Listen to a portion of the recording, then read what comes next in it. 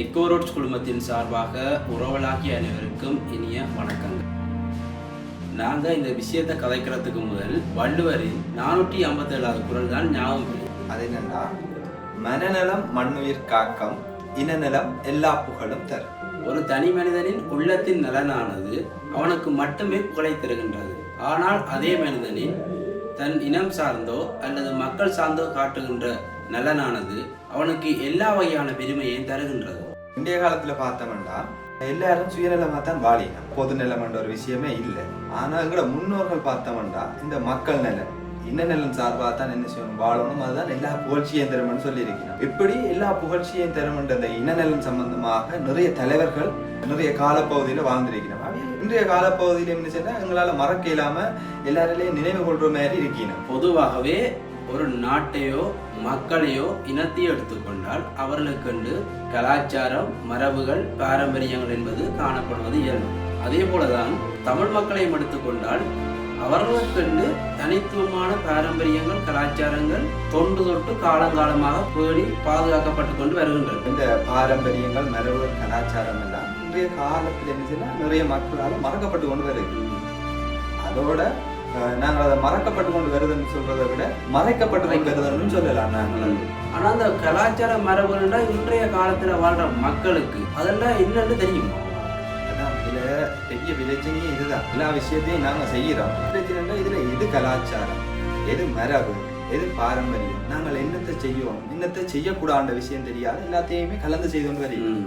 அப்ப இதுல நாங்க பிரதானமா பார்த்தோம்னா, உங்களுக்கு ஒரு உதாரணத்தின் மூலம் சொல்றேன். அப்படின்னா இப்போ நாங்கள் ஒரு சாமத்திய செய்கிறோம், பூப்புனித நீராட்டு விழா.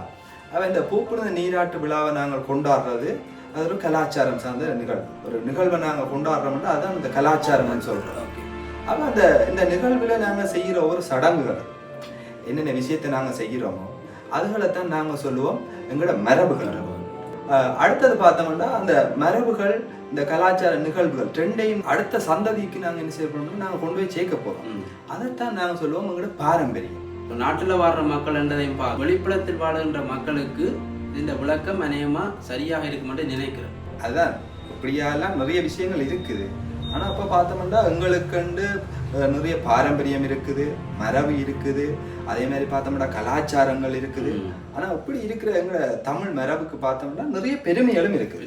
பெருமை இருக்குதான். அதுல ஒன்றுதான் இந்த புறப்பொருள் வெண்பா மாலை என்ற நூல்ல இந்த தமிழ் மொழியின் சிறப்பு எப்படி சொல்லப்படுதுன்றா, கல் தோன்றி மண் தோன்றா காலத்து வாளோடு முன் தோன்றிய மூத்த குடி எங்கள் தமிழ் குடி என்று நல்ல அழகாக எடுத்துரைக்கின்றது.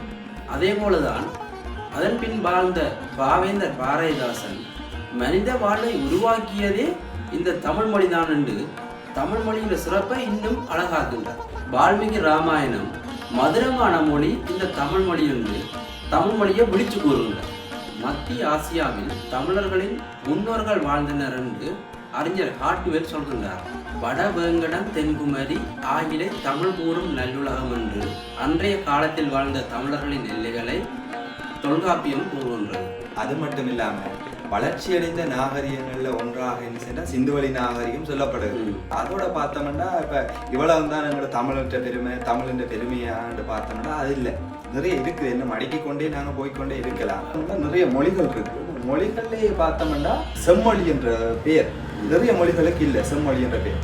ஆனா அந்த செம்மொழி என்ற பேர் எங்களோட மொழிக்கு தான் கிடைச்சிருக்கு. அதுவும் எங்களுக்கு ஒரு பிரதானமான சிறப்பாக இருக்குது. ஆனாலும் இவ்வளவு பெருமைகளை கொண்டிருந்தாலும் இந்த கலாச்சார மரபுகளோட முக்கியத்துவம் இன்றைய காலத்துல வாழ்ற மக்களுக்கு தெரியாது. அந்த முக்கியத்துவம் தெரியாத வழியாத்தான் இந்த சடங்குகள், பாரம்பரியங்களை சில மக்கள் தங்களோட வசதிகளுக்கு ஏற்ற மாதிரி அதை மாற்றிக்கொண்டு வரார்கள். முக்கியத்துவம் தெரிஞ்சாலே என்ன நடக்கணும்னா அதை பேணி பாதுகாக்கணும்ன்ற விஷயம் அவைகளுக்கு விளங்கிட்டோம். ஏன் முக்கியத்துவம் என்று பார்த்தோம்னா ஒருவற்ற அடையாளமாக காணப்படுகின்றது. எங்களுக்கு விழுமியங்களை அதே மாதிரி நல்ல வழிகாட்டலை என்ன செய்யணும்னா எங்களுக்கு வழங்குது.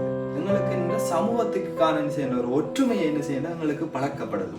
எங்களோட பரம்பரையா என்ன செய்யணும் கடத்தப்படுறது. இது மட்டும்தான் பார்த்தோம்னா இல்ல, இன்னும் நிறைய இருக்கு. நாங்க பிரதானமா பார்த்தோம்னா இந்த இடத்தையும் நாங்கள் பார்க்கலாம். என்னதான் இருந்தாலும் இன்றைய காலத்திலேயும் சில விஷயங்களை செய்து கொண்டான் இருக்கணும். அதுல இந்த தைப்பொங்கல், சித்திரை புத்தாண்டு, ஆடிக்கோள், கார்த்திகை விளக்கீடு, சில பண்டிகைகள் அன்றைய காலத்தில் இருந்து இன்று வரைக்கும் மிகவும் சிறப்பாகத்தான் செய்து கொண்டிருக்கின்றார்கள். அது மட்டும் இல்ல, இந்த கலைகள் என்று பார்த்தோம்னா இந்த கூத்துக்கள், இந்த வடமொழி கூத்து, தென்மொழி கூத்துக்கள், சிலம்பாட்டம், காவடி ஆட்டம், மயிலாட்டம், ஒயிலாட்டம், சரி இப்படியாக நிறைய விஷயங்களை நாங்கள் செய்தோடு தான் வர்றோம். ஆனால் என்ன செய்யணும், நிறைய விஷயங்கள் எங்களுக்கு இல்லாமல் போயிட்டு எங்கேயாவது இப்போ திருவிழாக்கள்ல தான் இப்போ இதுகளையெல்லாம் நாங்கள் காணக்கூடிய மாதிரி இருக்கு. அதான் இப்போ மனவருத்தத்துக்குரிய விஷயமே அதுதான் பெரியான விஷயம். ஏன்னா இது எல்லாத்தையும் நாங்கள் மறந்து இப்போ எல்லாமே என்ன செய்யணும், காசு கொடுத்து நாங்கள் செய்கிறோம்.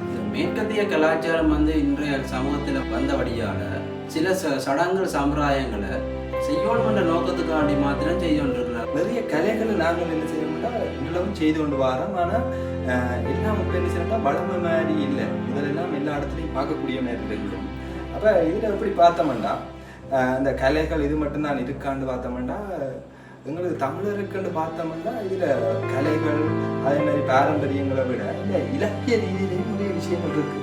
அதுவும் யாழ்ப்பாணத்தில் பார்த்தோம்னா நாங்கள் சொல்ற இந்த கலைகள் எல்லாம் இருக்குது. இப்போ என்னதான் இருந்தாலும் எங்களை யாழ்ப்பாணத்தை நாங்கள் எடுத்துக்கொண்டோம்னா இந்த கலைகளில் மட்டுமில்லை, இலக்கியங்கள்லையும் நாங்கள் என்ன செய்யணும்னா சளைச்சவர்கள் இல்லை. தமிழற்ற வரலாறை பார்த்தோம்னா சங்கங்கள் வைத்து தமிழ் வளர்த்தனர். முதல் சங்கம், இடைச்சங்கம், கடைச்சங்கம் மாதிரி. எங்களுடைய யாழ்ப்பாணத்திலையும் பார்த்தோம்னா நிறைய காலத்தில் என்ன செய்யணும்னா பல்வேறுபட்ட இலக்கியங்கள் தோற்றம் பெற்றது. அதுலையும் பார்த்தோம்னா உரைநடை இலக்கியங்கள், புனைகதை இலக்கியங்கள், அதே மாதிரி நவீன கால கவிதைகள், அதே மாதிரி நாவல்கள், கட்டுரைகள், சிறுகதைகள் நினைச்சுன்னா பல்வேறுபட்ட இலக்கியங்களும் யாழ்ப்பாணத்துல தோற்றம் பெற்றது. அது சரி, இந்த முச்சங்கங்கள் வச்சு தமிழ் வளர்த்தனர் ஓகே. ஆனா இந்த யாழ்ப்பாணத்துல செய்யுள்கள், நூல்கள், இலக்கியங்கள் எல்லாம் இருக்குன்னு சொல்றீங்களே, அதெல்லாம் இப்ப எல்லாம் இருக்குதா? எல்லாம் இருந்ததுதான். எங்களோட முன்னோர்கள் எல்லாம் காலாதிகாலமா எல்லாத்தையும் வடிவா பேணி பாதுகாத்தவையல் எல்லாம் எங்க பேணி பாதுகாக்கப்பட்டதுண்டா தென்னாசியாவிலேயே மிகப்பெரிய ஒரு நூலகம் ஒன்றுலாம் பாதுகாக்கப்பட்டு வந்தது. தென்னாசியாவிலே மிகப்பெரிய நூலகம் எங்க இருக்குன்னா அது எங்கட யாழ்ப்பாணத்துலாம் இருந்தது. எங்கட யாழ்ப்பாண நூலகம் தான் இந்தியா, பாகிஸ்தான், நேபாளம், பூட்டான், பங்களாதேஷ், மாலதீவு இந்த நாடுகளை விட எங்கட யாழ்ப்பாணத்துல இருந்த நூலகம் தான் பெரிய நூலகமா இருந்தது. பெரிய நூலகம் மட்டும் இல்ல, அதிகளவான நூல்களை கொண்டதும் எங்கட யாழ்ப்பாண நூலகம் தான். அப்ப இந்த நூலகம் தான் இது. ஆனா அப்ப இருந்த வரலாற்று நூல்களையும் அதோட நூலகத்தையும் சேர்த்து எரிச்சு போட்டாங்க. யாழ்ப்பாண நூலகம் தென்னாசியாவில் மட்டும் இல்ல, உலகளாவிய ரீதியில் பேசப்படுற ஒரு பெரிய ஒரு நூலகமா இருந்திருக்கும். யாழ்ப்பாண நூலகம் இருக்கேக்குள்ள யாழ்ப்பாணம் கல்வி அறிவில் மிக சிறந்து விளங்கினதா இருந்தது. அது மட்டும் இல்ல, இந்த யாழ்ப்பாண நூலகம் இருக்கேக்குள்ளதான் இந்த யாழ்ப்பாண பிரதேசம் ஒரு தனித்துவமா தெரிஞ்சது. தமிழ் வளர்த்த ஒரு பிரதேசமா யாழ்ப்பாணம் இருந்தது.